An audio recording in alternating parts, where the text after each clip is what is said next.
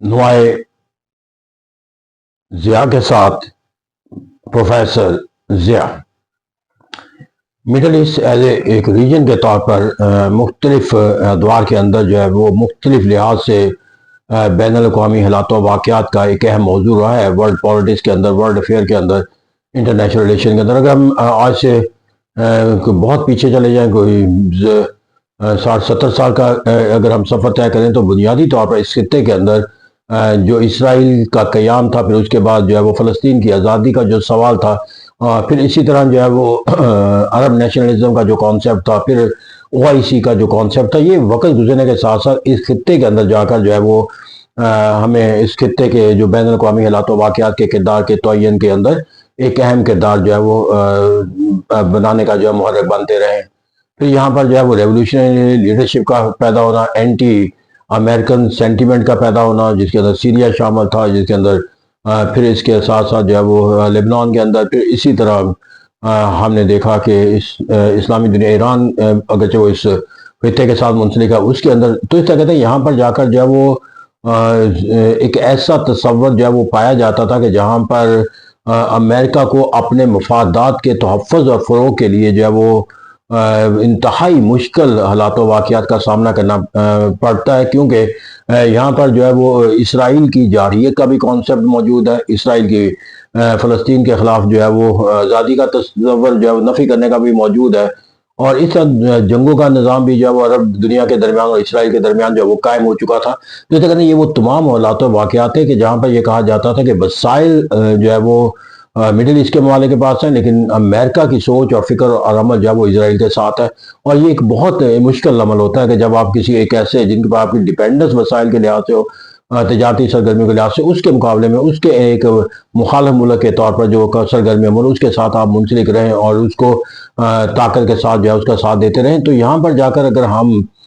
دیکھیں تو وقت گزرنے کے ساتھ ساتھ جو ہے میں نے کہا کہ جو مفادات کے جو ٹکراؤ کے جو پہلو تھے وہ ہمیں کمزور ہوتے ہوئے نظر آئے، وہ اسرائیل کی لیجیٹیمیسی کا تصور، پھر اسی طرح فلسطین کی آزادی کا تصور، پھر غزہ کے اندر جو ہے وہ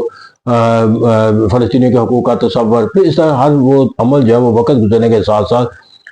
ایک نئی جوہت کے اندر داخل ہو گیا۔ تو اگر ہم ماضی قریب کے اندر چلے جائیں اور حال تک اس کو سفر طے کریں، تو اس مڈل ایسٹ کے ممالک کے اندر جو بنیادی تصورات تھے جن کے حصول کے لیے یہ خطہ جو ہے وہ سرگرم عمل تھا، اور بین الاقوامی حالات و واقعات میں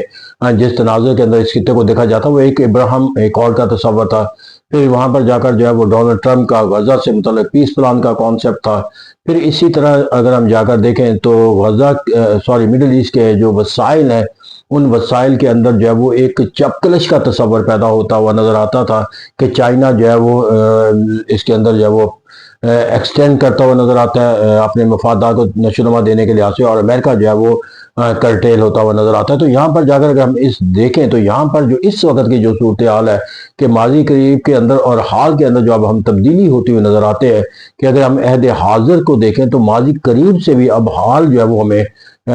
ایک نئی ڈائریکشن کی طرف چلاتا ہے۔ یہاں پر اگر یہ کہا جائے کہ اب امریکہ جو ہے وہ مڈل ایسٹ کے اوپر جو ہے وہ اپنا ایک ہیجمونک ایٹیٹیوڈ کو جو ہے وہ ایک لیجیٹیمیٹ اور ایک ایگریڈ کانسیپٹ بنانے میں کامیاب ہو چکا ہے، تو وہ غلط نہ ہوگا، کیونکہ یہاں پر جا کر جو ہے وہ ایک طرف جو مڈل ایسٹ کا جو ممالک ہیں جن کے ساتھ تعلقات کی نشو و نما ہے، اس سے کہیں کوئی ایسا تصور جنم نہیں لے سکتا کہ جہاں پر اسے اینٹی اسرائیل کا کانسیپٹ جو ہے وہ جنم لیتا ہوا نظر آئے۔ ڈونلڈ ٹرمپ کے دیے گئے پلان کو، غزہ جو پیس پلان تھا، اس کو جو ہے وہ سلامتی کونسل کے اندر منظور کر لینا جو ہے وہ ایک ایسی کامیابی ہے کہ جو امریکہ کو اس خطے کے اندر جو ہے وہ اپنی سوچ اور فکر کے لحاظ سے جو طاقت حاصل ہے اس کی عکاسی ہوتی ہوئی نظر آتی ہے۔ اور جب سعودی عرب رہنما جو ہے فرما روا جو ہے وہ جب ڈونلڈ ٹرمپ آئے تو سعودی عرب کے دورے کے اوپر، اپنے پہلے دورے کے اوپر، تو جا کر اربوں ڈالر کی جو ہے وہ انویسٹمنٹ کا تصور دے، اور جب وہ جو ہے وہ شاہ سلمان جو ہے وہ اگر امریکہ چلے جاتے ہیں تو امریکہ کے وزٹ کے دوران وہ خربوں کا جو ہے وہ معاہدات جو ہے وہ کرتے ہیں انویسٹمنٹ کے لحاظ سے۔ تو اس طرح یہاں پر اور پھر ان کے ساتھ ساتھ دفاعی معاہدوں کا ہونا قطر کے ساتھ اور سعودی عرب کے ساتھ، پھر یہاں پر جا کر نیٹو جو ہے وہ الائز نان ممبر کے طور پر دا موسٹ فیورڈ کنٹری کا درجہ دینے کا تصور دینا۔ تو یہاں پر جا کر اگر ہم دیکھیں تو وہاں پر اب امریکہ کو سعودی عرب سے لے کر قطر تک اور دیگر جو علاقے کے ممالک ہیں وہاں پر جا کر اس کے جو ہے وہ وسائل سے لے کر ان کی ڈپلومیسی کے اوپر جو ہے مکمل دسترس ہے۔ اور یہی وجہ ہے کہ جہاں پر فلسطین کے حقوق کا تصور تھا، وہاں پر جب اسرائیل کو تسلیم کرنے سے انکار کا تصور تھا، اب یہاں پر جو تصور جو ڈسکشن کا موضوع ہے وہ ابراہیم ایکارڈ کو اندر جب خطے کے ممالک کو شامل کرنا، اور جو اس سے متعلق جو ہے وہ شامل مڈل ایسٹ کے ممالک ہے وہ اپنی جگہ پہ، لیکن جو سعودی عرب ہو گیا یا قطر ہو گیا جو کہ اس میں شامل نہیں ہے، لیکن ان کا بھی جو ایک رسپانس اس سے متعلق آتا ہے وہ ایک ریکنسیلیشن کا ایک کانسیپٹ دیتا ہے کہ جو غزہ کے مسلمانوں کا جو حقوق ہے ان کو تصور دے دیا جائے، یا دو ریاستی جو فلسطین کی ریاستوں کا حل ہے آزادی کا وہ قائم کر دیا جائے، تو یہ ایکارڈ بھی کیا جا سکتا ہے۔ تو میں یہاں پر جا کر جو ہے وہ ایک ڈپلومیسی کے طور پر اسے جو ابراہیم ایکارڈ کا جو ایک معنی و مفہوم ان کے ذہن میں اس کو بھی پذیرا جا سکتا۔ پھر سب سے بڑی بات یہاں پر جو ہاسٹیلٹی کا جو ایک ایلیمنٹ پایا جاتا تھا وہ ہمیں عملی طور پر جو ہے وہ جو ہم ڈپلومیسی کے طور پر ہم ختم ہوتا ہوا دیکھتے ہیں۔ وہاں پر ان ممالک کو جن کو ایک لابیز کہا جاتا تھا ایران کی، وہاں پر بھی جا کر اب ان کے اندر کوئی ایک ایسا ایلیمنٹ نہیں پایا جاتا جس کو ہاسٹائل جو ہے وہ ایک بیہیویئر کے طور پر ایک ایسا بیہیویئر کی تشکیل دیا جا سکے جہاں پر امریکہ کے خلاف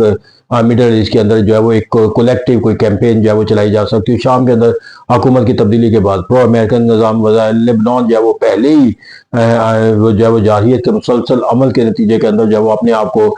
کسی بھی ایسے پہلو سے نہیں دیکھتا کہ جہاں پر اسے امریکہ کے مفادات کے خلاف سرگرمی عمل ہونا ہے۔ اسی طرح اگر ہم ایران کے ساتھ بھی دیکھیں تو ایران بھی جو ہے وہ امریکہ کے ساتھ بھی اپنے تعلقات کی کوئی ایسی